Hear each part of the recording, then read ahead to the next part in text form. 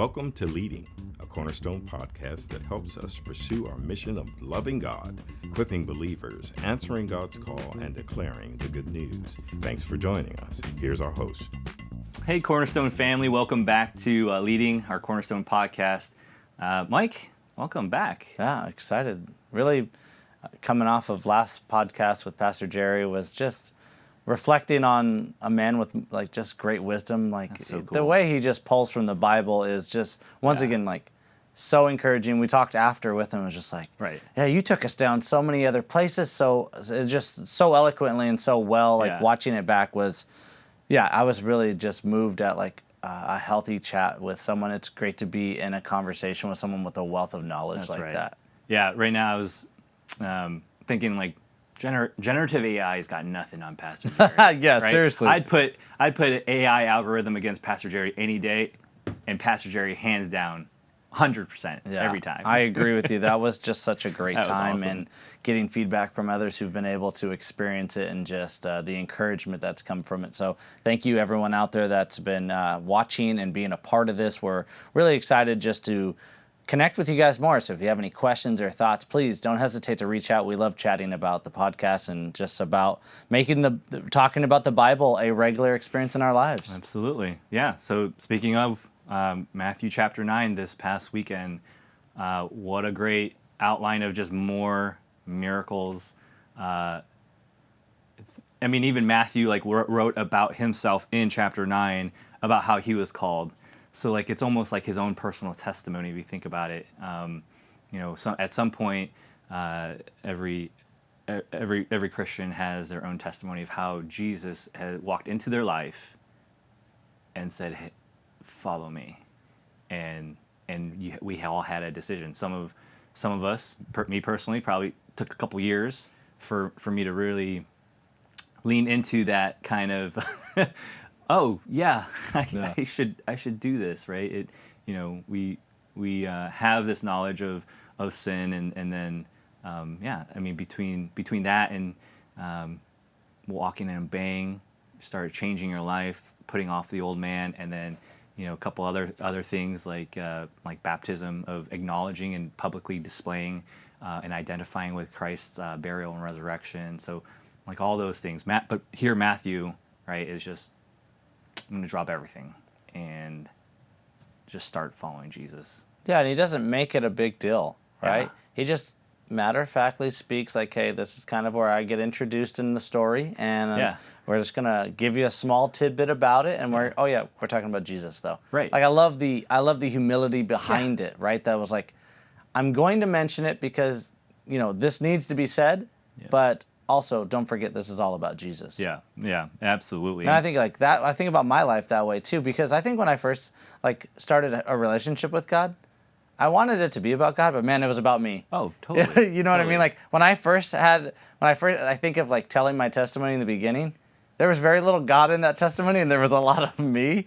And so thinking about if I had ever been someone to write something about in that space, you're like, the book of Michael would have looked very different. You know what I mean? Like a lot of Michael in there, and because of Jesus, this is all why it happened. Yeah. So I appreciate that. That's a crucial piece, right? It's all because of Jesus, and even in the next scene when he calls Matthew, Jesus is having dinner with other tax collectors and Gentiles, and Jerry laid it out this weekend. Just the context behind being a tax collector and how they were hated and despised.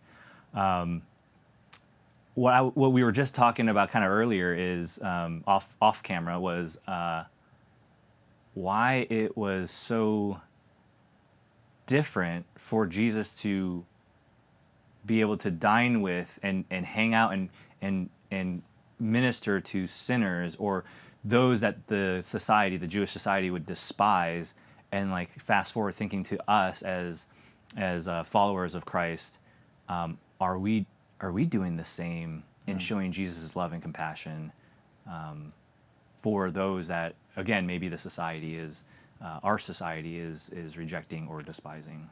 Yeah, I think we have a real challenge there. I think that if we're honest, we're a lot more like the Pharisees in that regard. I think that we like to be with those who are like us, or that we feel safe around, that we feel a connection point, and we desire the comfort of those relationships more than we desire the helping and the healing of those who are sick. Yeah. And as a community, we have to think of ways that we can start pouring out to those who are hurting. Those are the outcasts, and I mean that in a healthy way, right? I'm not saying that we have to go talk to every homeless person on the street, but I do think we need to be considering how are we moving in a way that Jesus would have moved. Because if it was okay for Jesus to go find the outcasts and to talk to those who were hurting, people who knew they were sinners, I mean, if it's not above Jesus, it can't be above us. Yeah. Right? That's where I think we need a greater investment to be uncomfortable, because that's what Jesus would have us do. He's, if we are moving in a way that is pleasing to Jesus, he would ask us to move towards those who are not. Right? And how often we get in our own way in that space, and we don't desire to be uncomfortable for Jesus. Yeah. Yeah, it occurred to me, like, sometimes some of the barriers, I would say, of being able to step out with that boldness in faith to minister to someone who might be a non-believer, or maybe a believer that, again, is just not in a demographic that we don't jive or something. The barrier is usually some type of either disagreement or emotion that is resistant to being able to connect with another person. And I think back to the Beatitudes, or the Sermon on the Mount, where Jesus is saying, like, you've heard it said, "Thou shalt not murder," but I'll say to you, don't even call someone else a name. And that kind of goes back to the heart condition. And I was kind of thinking about it this past weekend. And I was like, wow, yeah, those two for me kind of relate to one another, in the sense that if I have this resistance, or the lack of compassion or love to want to go help a fellow brother, or help someone that has not heard the gospel because of either their status or appearance or name it, whatever, right? How is that reflecting on me, and how am I going to answer that when I come to meet my Maker, and he says, well, did you minister to the ones that needed to be ministered to? Yeah. And what excuses would I have then, right? I mean, it's a scary thought. Yeah, I'm in the similar boat as you, and I think back, I also think we have to start considering, how are we choosing mercy over criticism? Yeah. Right? That when we see someone in our lives, could be family, right? When we talk about those who are outcasts or hurting, we're talking about non-believers. Yeah. Right? In general, that's a family member, that's a friend. Yes, it could be an outcast in society too, but it doesn't have to just stick into those spaces, right? We need to be able to consider, are we offering mercy, or are we offering criticism when we're in that space? And a lot of times, if we're honest, it's criticism and it's judgment.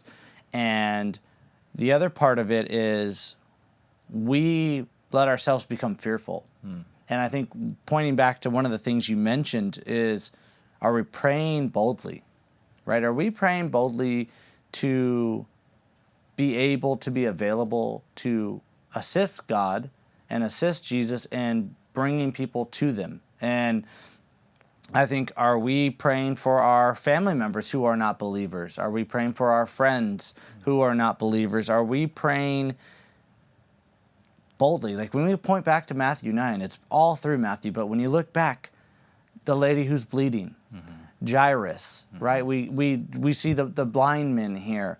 We see a number of people in faith believing that Jesus is capable of healing.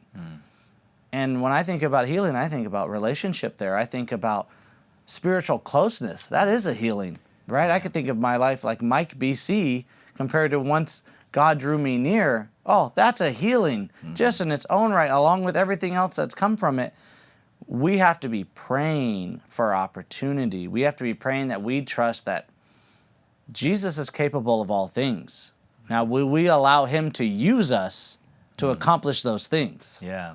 I think the picture that gets painted is that first miracle in chapter 9 where the paralytic's friends, because of their faith, like you're mentioning, because of their faith, they believed that Jesus could heal their friend who was paralyzed, to the point where they just went up to the roof and tore off the roof and brought him down to Jesus, right? It never talks about the paralytic's faith in Jesus. It is all about his friends. So like what you were just mentioning, like our family members, do we have estranged family members? Do we have family members that don't believe? But do we have the faith to bring them to Jesus, knowing that Jesus can do the miracle, not us, right?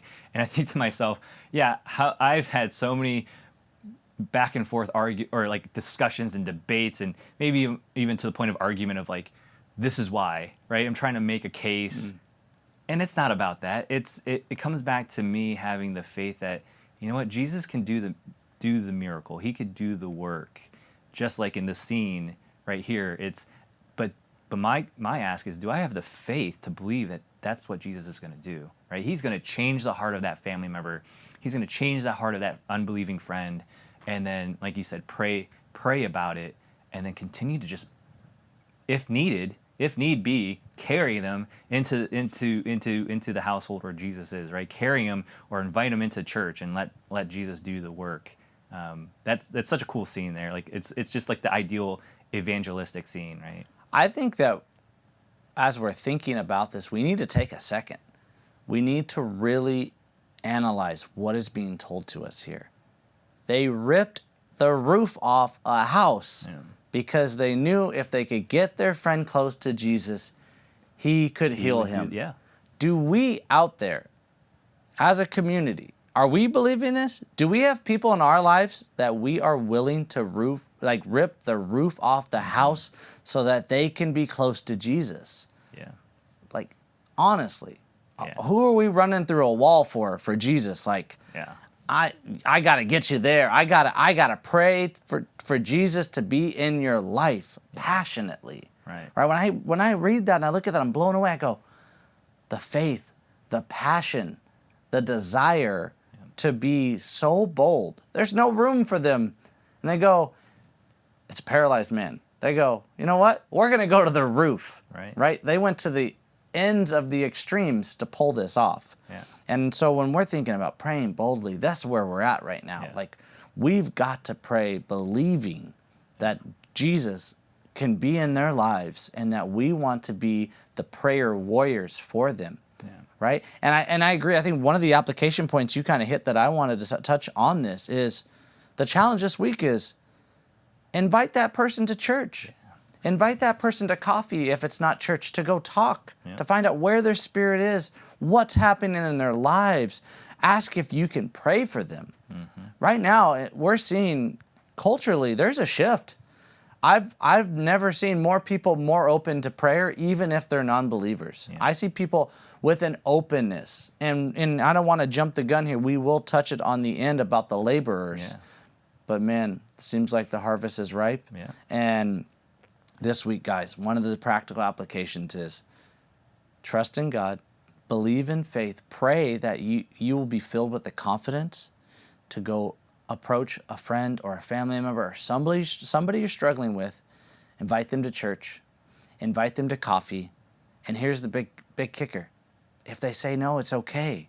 It's more about the invite, right? Start being a part of that positive space that we're praying for those people, right? I think that's a really great opportunity for us this week where we continue to try to dive into this practical application. It's a beautiful place to really have a chance to kind of just lean into. That's a great point, right? I mean, it's very easy to do. It's just a question, an invite. Real quick, I just want to give props to the homeowner in that scene, right? Like, he's got a hole in his roof. right? He's got massive amounts of people in his house, and he's just ministering, right? Here's my home. It's yours, Jesus, to do your ministry. It's here to talk, share the good news, to tell people who you are, to do miracles, and then he's got a hole in his roof, right? Right away. I don't know what the weather is like. Hopefully, it didn't rain, but the same type of heart. And I was just kind of again thinking, he's not mentioned, or that homeowner is not mentioned. I don't know who owned that home, but the heart of ministry there. Can we, as an application point, are we opening up and using our homes for ministry opportunities? We gave a shout out to the Eastmans, and we know that they open their homes up for Bible study. I'm sure there's many, many more families and couples that have and open up their homes for discipling opportunities and ministry opportunities. So, another area of prayer and thinking about becoming that laborer that you're talking about is how are we using what God has given us in our resources, our homes. Again, we're being in California. Homes don't, a big enough home where you can gather like they probably were gathering here is a blessing to be able to have that space. And so, yeah, think about that Cornerstone family. If you do have an opportunity to minister and you open up your home, that's another opportunity to invite somebody, right? And if you don't, out to coffee, out to the church service is another also great opportunity. Yeah, and biblically speaking, we're all ministers. Oh. That's what the Bible's telling us, is that it's not for those who work at a church to lay all the groundwork. Most healthy churches are organically healthy because they spend time with each other. And ministering looks very different. Sometimes it's just offering, like, have a meal at a house, right? I've been invited to, we've been to both of each other's houses and had a great opportunity to just invest in time together, spend time together. And sometimes we can overthink it, right? It does not have to be the most theologically rich conversation you've ever had in your life. It can just be believers together, spending time together, and checking in and just enjoying each other's company. Yeah. So that that's a good point too. Like sharing personal examples of how much pressure I used to put on myself when I would try to have a conversation with a non-believer, and the pressure of like trying to weave in gospel or scripture into the conversation, and I just felt really weighed down in realizing as I kind of matured, if you can, that's great. But I think what's more important is that you're showing this connective compassion that Jesus has, right? There's an interest, and we've mentioned it before. It's the interest and the investment into someone, and that kind of maybe will tear down maybe some of the barriers or walls that individual might have in gaining trust. But if we seek first to have a relationship based on the Beatitudes, based on our heart condition, what is it are we trying to do, right? Because we're not going to convert. yeah. Right? That's the big one. We don't convert. We aren't in charge of the results. Right. Which, be encouraged by. We are not in charge of the results. We are just asked to go out and labor. Yeah, exactly. Right? What a beautiful thought. In a world that's full of performance. Right. In a world that's full of like, you have to do this. Yep. This is not that space. It is literally saying, go out and labor. The results are all away from us. That's right. Yeah. So just go out there, meet people, have conversations, have chats, take an interest in their life on what's going on. And if they're willing, if they're going through something, and I think that's the perfect opportunity to say, can I pray for you?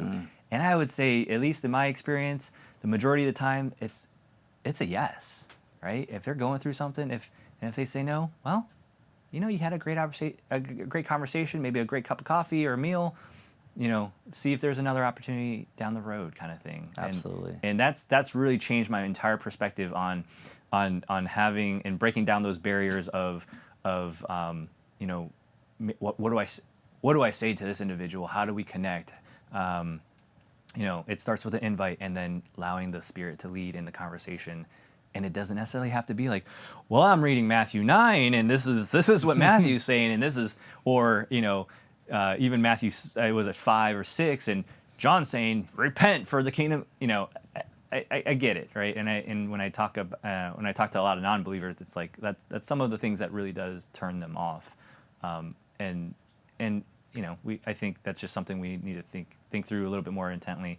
I didn't even realize this conversation was going to go towards evangelism, but that's just like the beauty of Scripture, right? Like here we're reading about all these miracles that are supposed to point to Jesus as the Messiah, and here we are talking about evangelism, and it's just beautiful. Like I would never have gotten that out of the text, but here's our conversation, right? Yeah, and it just speaks to the fact that when you strip it away, that's what he's teaching others to be doing, right? Yeah. When you think of the disciples, Yep. he chooses 12, and then Yep. he's like, go and tell others. And now in our spaces, that's the freedom of it. Yeah. It's to go and tell others. It is to evangelize, but to understand that a lot of people who are non-believers, they look at Christianity as a performance, as a measuring stick. Right. It's like when we go into talking to people who don't know Jesus, one, explain who Jesus was and what he did, but then speak about this walk being about the relationship, not the performance. Yeah.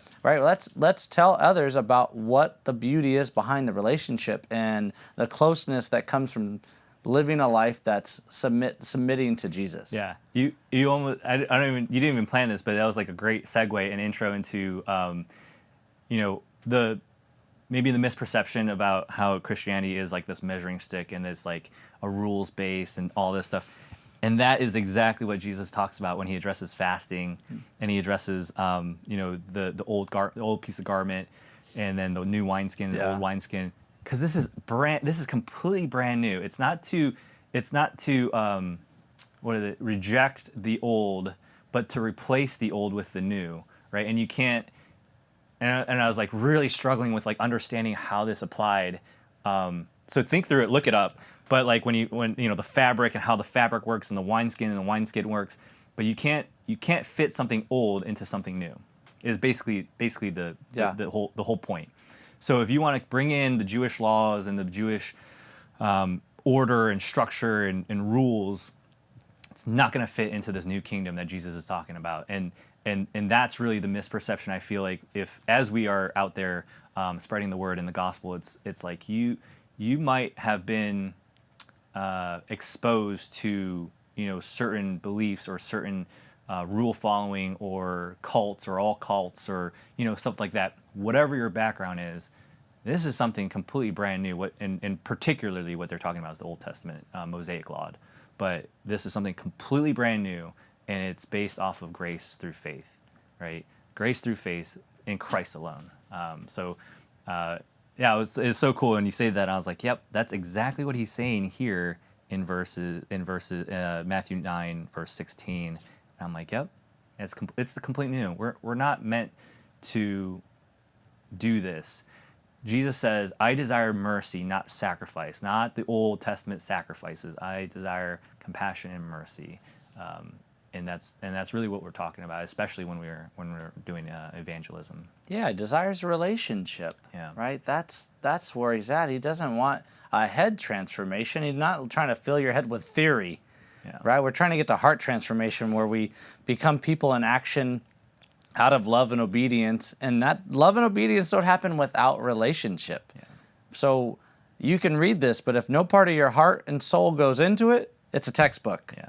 Right? That's the difference is he's like, no, relationship, love, here, submit, obey, see that I want well for you. And in that love, as we consider getting to like the back end of this chat today, we need to talk about the laborers and how they are few. The laborers are few, but the harvest is plenty. There's the harvest is plenty. I think, man, I know like the Bible's alive and well, and Jesus continues to connect. And as we talked about already with society right now, the pendulum has swung. It feels like the word Christianity and Christians is not taboo, and it's become a spot where there's a lot of interest, and people are really wanting to know more, right? You're seeing all these different articles, you're seeing shows and others that are looking, there's an audience. Yeah. And we have an active audience. How can we help our community? How can we help one another lean into the idea of desiring to labor for Jesus. Yeah, it's going back to prayer, right? In the end of chapter 9, Jesus is talking about praying for the laborers, right? And in doing so, and Jerry covered it this past weekend, as we're praying, also be ready to answer that prayer. And so, yeah, as you're praying for laborers, be ready to receive the call if you are called. But as you mentioned, like we're all ministers. I mean, ultimately, when we get there, Matthew 28, ultimately that's the Great Commission. So as we're praying for laborers, I think that's part of bringing more people into God's kingdom, having them answer the Great Commission, and while we're doing that, we're also actively going out and fulfilling some of the labor work, whatever that looks like according to, again, our gifts and talents. So prayer, and then going forth, we gave a lot of great applications in this episode of how to go and labor. If you're already involved in ministry or any of the programs here at Cornerstone, great. How are we reaching those sinners? How are we reaching the ones that have not heard about Jesus yet? How are we reaching the ones that are rejecting Jesus actively still? And how do we do so in a loving and compassionate way? That's part of the prayer as well, is that insight. And again, the boldness and courage, which we will get through the Spirit when we ask.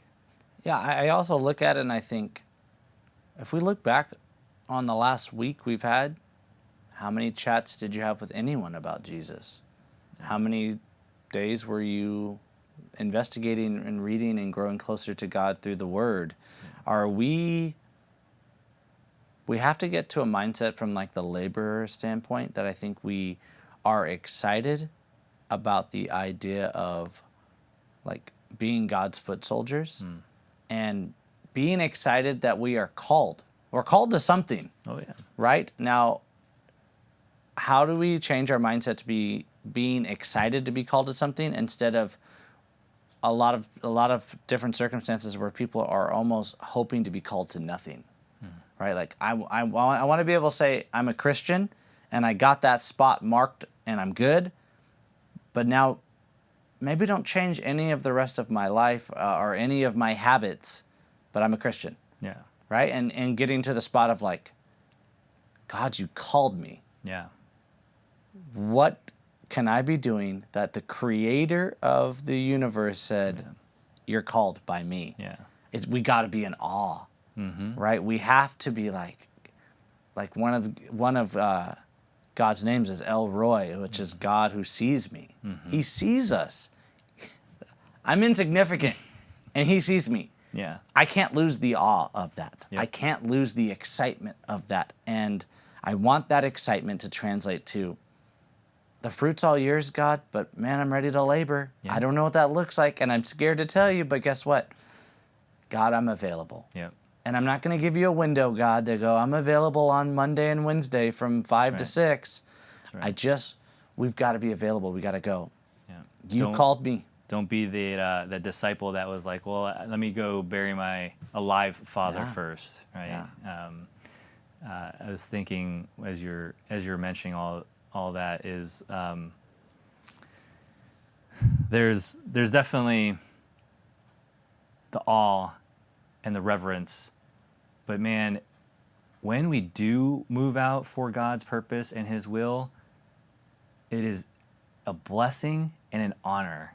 And so I think that's also the encouragement, right? If you can have that mind, that heart set, and that mentality that you're coming from that place of awe and just wonder and amazement, the blessings are returned in the fact that it is just an honor to be able to serve. You mentioned a lot in a lot of your conversations when you talk about serving in the visitation ministry. The blessings usually return tenfold without even knowing it. People ask me how the elder board and serving as an elder is, and again, it is service. It takes a lot of time, but man, as my growth has been just through the roof. The trajectory of my just walk with the Lord, my closeness with Him, my relationship with Him.